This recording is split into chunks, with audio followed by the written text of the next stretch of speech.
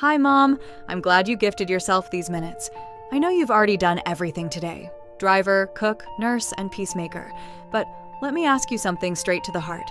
Have you ever felt that knot in your stomach when your child suffers from something you could fix in a second? That impulse to take away their pain, that anger when they're left out of a game, or the frustration when they try so hard and things don't work out. Our instinct is to be a lioness, to remove every stone from their path. But here's the truth that took me tears to accept.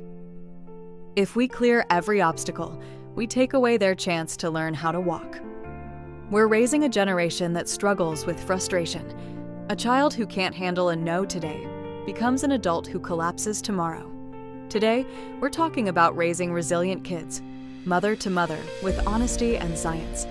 Sometimes we confuse love with solving. We think being a good mom means protecting them from sadness or frustration.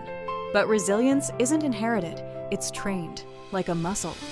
Neuroscience talks about hormesis, controlled exposure to small stress that strengthens the system.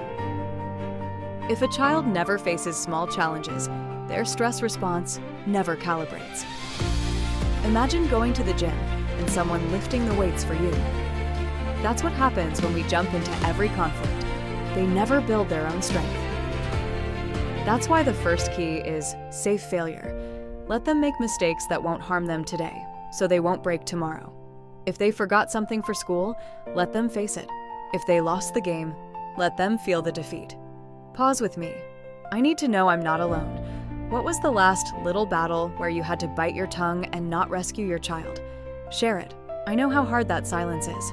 Many of us grew up hearing, "Don't cry, it's not a big deal." Big mistake. Harvard research shows stress becomes toxic only when there's no supportive relationship. The problem isn't stress, it's facing it alone. When we tell a child their pain isn't a big deal, we teach them to distrust their own emotions. The second key is connection before correction. When your child melts down, don't use logic. Their amygdala is in fire mode. Skip the lecture. Get close and say, "I see you're upset because your Lego tower fell. That's frustrating." Labeling emotions helps the reasoning part of the brain reconnect. You're not supporting the tantrum. You're guiding them out of it. When kids feel heard, their nervous system calms, and only then can they rise on their own. Tell me, is it hard to validate their emotions when you're tired? Be honest. Here we're all learning. Have you seen how kids sometimes blame everything? My brother started. The teacher is me. This is where the locus of control matters. We need them to shift from an external locus, everything is someone else's fault, to an internal one, where they feel power over their reactions. Let's move them from victims to protagonists. Instead of asking, "Why did you get that grade?" ask, "How can we fix it for next time?" That question activates their executive functions and tells them, "I trust you."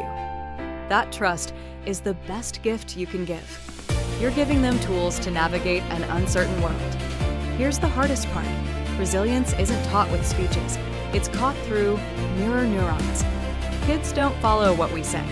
They follow what we do. If they see you lose control over a burnt dinner, that's what they learn. But if they see you breathe, apologize, and try again, you're teaching strength without words. Don't aim to be the perfect super mom. Be the real mom, the one who hugs, supports, and lets her kids fly even when her hands shake as she lets go. If this video made you reflect, subscribe and share it with a friend who needs it today. Before you go, answer this. What scares you the most about your children's future? Let's support each other in the comments. You've got this, Mom. You're doing better than you think. And don't forget to subscribe and give this video a like. It truly helps. See you in the next one. Bye.